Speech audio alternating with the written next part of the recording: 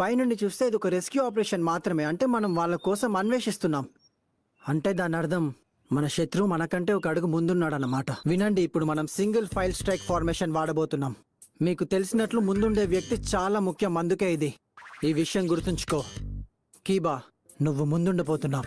మనకి ముందుండేవి 2 కాదు 4 కళ్ళు. నువ్వు అకమారు ఈ సింగిల్ ఫైర్ లైన్ ఆపరేషన్లో ముందుండి వచ్చే దాడులను ఎదుర్కోవాలి. లైన్లో 2వ వ్యక్తి మిమ్మల్ని ప్రేమించే మీ లీడర్. అక్కడి నుండి అయితే వెనుక ఉండి మిగతా వాళ్ళని సైలెంట్గా సిగ్నల్స్తో నడిపించగలుగుతాను. కీబాకి దగ్గరగా ఉండడం వలన ఒకవేళ అపాయం ఎదురైతే త్వరగా స్పందించగలుగుతాను కూడా. మధ్యలో ఉండే 3వ వ్యక్తి మన నారుటో. మధ్యలో ఉన్న ఈ స్థానం నీకు సరిగ్గా సరిపోతుంది నారుటో. ఎందుకంటే ఇక్కడ ఉన్న వాళ్ళలో ఎటు నుంచి వచ్చే దాడినైనా త్వరగా ఎదుర్కొనే అంత సత్తా నీకే ఉంది నారుటో. నీ దగ్గర షాడో క్లోన్ జుట్సు కూడా ఉంది నారుటో.